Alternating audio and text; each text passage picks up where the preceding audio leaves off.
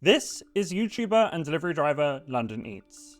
In this clip, he's delivering food in the freezing December cold for apps like Uber Eats, Deliveroo, and Just Eat. He's delivered on Christmas Eve at 3:30 AM in the middle of protests for 12 hours non-stop. He deals with slow restaurants, difficult customers, parking tickets, lurking phone and bike thieves, and the occasional drama from the general public. While making content from his deliveries may make London Eats unique, these challenges are something that most delivery drivers will be familiar with. As exciting as I've tried to make it sound, to many this might be a bit mundane, especially compared to the big budget, flashy videos that are now plentiful on YouTube.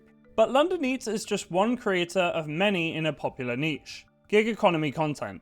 These videos pull in hundreds of thousands, if not millions, of views, covering all aspects of the gig economy, whether it be food delivery, ride-sharing apps like Uber and Lyft, freelancing apps like TaskRabbit, or short-stay rental apps like Airbnb. Globally, the gig economy is growing at 3 times the speed of the traditional workforce and now represents 10% of all US workers. Given the lack of protections and other risks that gig economy work can pose to those in it, this has a lot of experts and NGOs worried about the downsides of this growing form of employment. While it might be something of an exaggeration, on more than a few occasions it's been referred to as dystopian. So what is it about this type of precarious, risky work that makes it so appealing to many of us? And what does it say about ourselves? This is the internet's eating itself, and let's get into it. It feels like it's been a lifetime since the early days of the gig economy, when there was a lot of naive enthusiasm and excitement around it. Apps like Uber and Deliveroo, or DoorDash if you're American, arrived on the scene, dishing out generous free credit to new users, as well as sizable referral bonuses. And these were easy to accumulate, given how many people had yet to use the apps. The food wasn't too much more expensive than in the restaurants either, and ride-sharing often worked out cheaper than taxis. But the biggest appeal was the removal of their old-school counterparts' pain points. You no longer needed to call up a restaurant to order or do it through a clunky website. You could now do it through a slick app instead, and even track delivery, features we take for granted now. And if something went wrong, complaining was easy and you generally get a hassle-free refund. Unsurprisingly, there's been an explosion in the number of gig economy companies since, with 777 as of 2021. Things are different now, of course. It's a much more mixed bag for customers. As convenient as it is, food delivery isn't great. It can be nearly double the costs of collecting it in person, as I discovered when I picked my lazy ass up off the sofa and actually went to the nearby Burger King in person for once. Many apps now charge a premium for guaranteed direct delivery without the risk of it being slowed down by another delivery on the same journey and ending up cold and soggy. And yet, we still use them because, well, it's convenient. As far as ride-sharing goes, there's not much to complain about for customers. There's a reason most of us, rarely, if ever, rate a trip less than 5 stars. It's convenient, definitely more so than taxis, the quality of the vehicles is better, and there's easy tracking. The main downside would probably be the high demand surcharges. But while the gig economy can be great for customers, this often isn't the experience for the employees. Well, self-employed contractors. I'm sure the experience for those working in Uber's offices is quite different.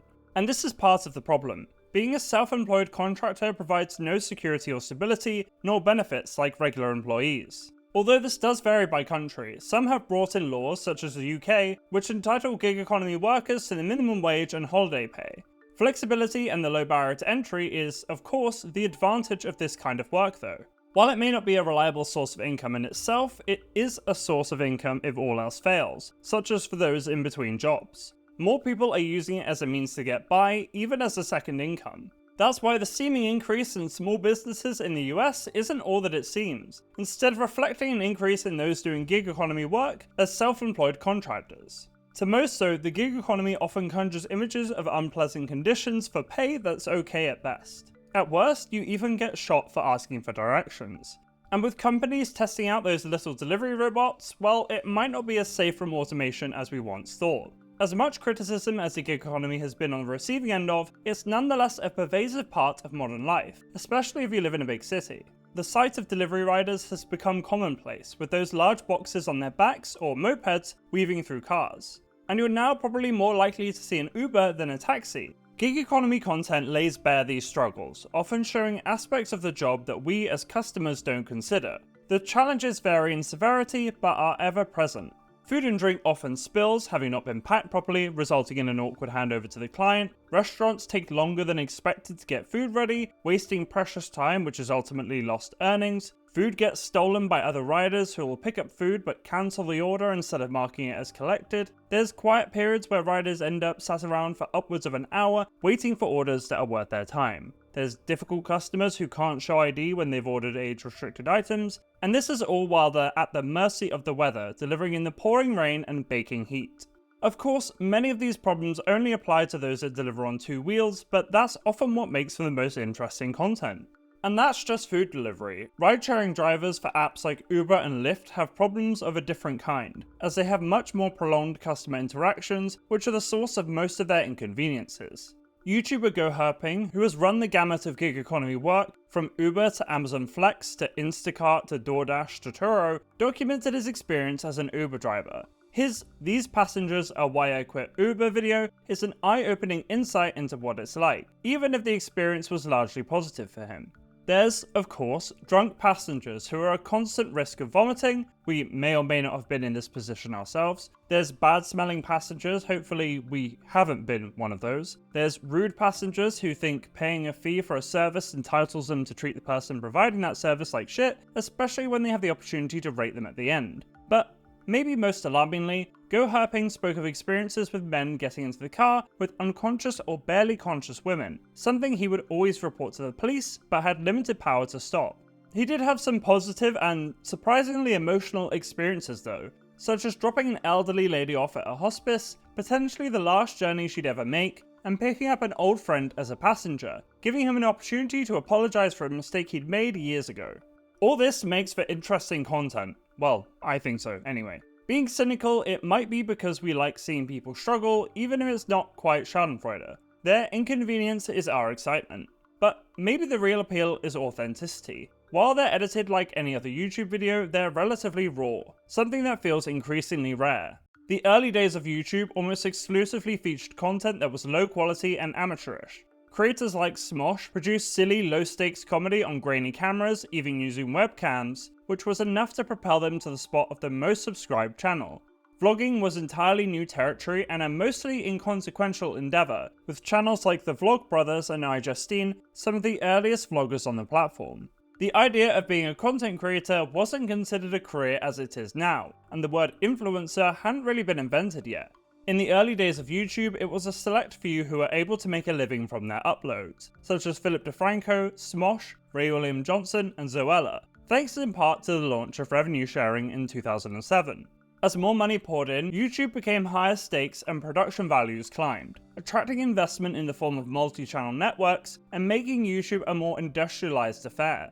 Fast forwarding to today, well, I probably don't need to explain the current landscape, as this probably isn't your first YouTube video.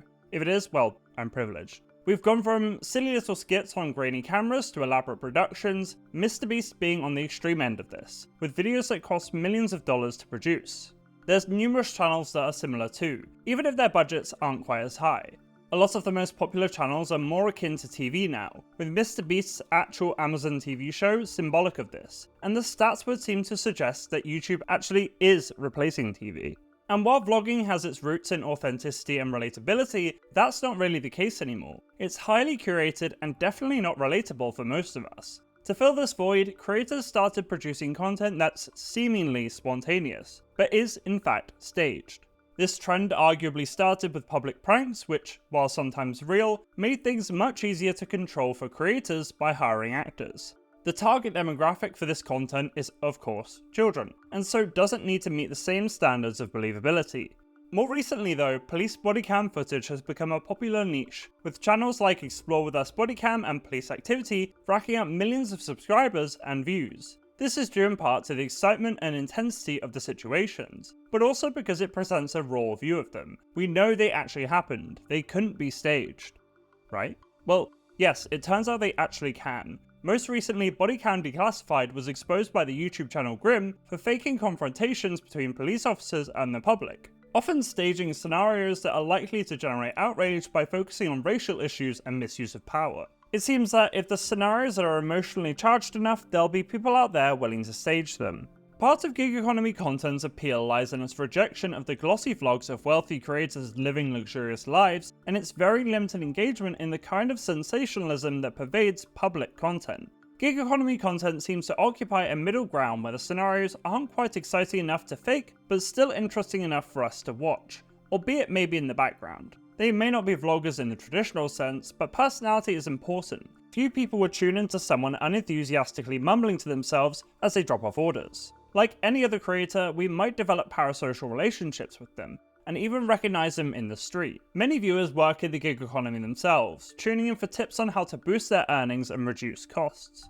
Some viewers may even be enticed by these videos to work in the gig economy, in spite of the challenges involved, mainly because of the money they see creators making. These income claims make for effective thumbnails, especially when it comes to jobs that require limited pre-existing skills and have a low barrier to entry. Deliveroo even sponsored a video from YouTuber Ben Morris, which commenters were quick to call out as misleading and completely uncritical of any aspect of the company. Many creators discourage viewers from going full-time on gig economy work, as they tend to go at the best times and days of the week, when demand is highest. Creators may share their earnings per hour they make in a shift, and viewers will mistakenly extrapolate this to a daily or monthly salary. They also earn from ad revenue and sponsorships, or even an unrelated job, meaning their overall income isn't reflective of someone working in the gig economy full-time. If they have hundreds of thousands of subscribers, without speculating, they might be quite financially comfortable. Those working in the gig economy who aren't creators, or at least not ones with hundreds of thousands of subscribers, are more often than not doing it out of financial necessity. In a survey of 752 gig economy workers, Experian found that 1 in 5 rated their finances as poor. In a Human Rights Watch survey of Texas gig economy workers, it found that the median wage among those surveyed was just $5.12 an hour, after deducting work-related expenses and non-wage benefits that form part of employee remuneration, nearly 30% below the federal minimum wage. 75% of those surveyed struggle to afford housing, with the majority struggling to afford groceries, electricity, and water. Gig economy workers also deal with dangers to their personal safety, and while there's safety risks in any job, we'd normally expect the compensation to at least partly reflect the risks. Of course, it's worth noting that this survey had a small sample size of only 127 workers, but its findings would seem to align with other research. And that's just the US. Research from April this year also found that gig economy workers in India deal with severe struggles of their own. Of course, this is an ideal setup for tech companies, as they're able to largely absolve themselves of responsibility for any of this and lower their own costs in the process. As the Human Rights Watch report observed, the business model of major platforms in the US exploits the prospect of flexible work to classify platform workers as independent contractors. This sleight of hand enables platforms to avoid certain taxes and employer obligations, saving labor costs. Under US federal and most state labor laws, independent contractors are not entitled to wage and labor protections guaranteed to employees, such as the minimum wage, overtime pay, unemployment insurance, workers' compensation, and paid sick leave. These are all costs that normal employers have to stomach. Tech companies argue that this keeps costs for the consumer down, while giving riders flexibility around their other jobs and responsibilities, and ensuring demand is met during busy times. Uber didn't turn a profit for the first time until 2023, but has very quickly become massively profitable. That's also what's allowed DoorDash to fund its recent acquisition of Deliveroo, a move that will help unlock efficiencies of scale and squeeze the competition. I didn't make this video to criticize creators in the gig economy niche. I watch their content myself, after all. Instead, I made this video to figure out why I like watching it. That's why I make a lot of them. As I said, I think it's because of the authenticity, the feeling that mild, authentic excitement is more enjoyable than contrived excitement, the inconvenience of a spilled drink, or the pain in the arse of a parking ticket. Also, as a Londoner, I like seeing areas I recognise and places I've lived before. Anyway, I'm rambling now. I hope you enjoyed this video. It's a bit different to the normal, but it's a type of content I've probably watched hundreds of hours of and have wanted to cover for some time.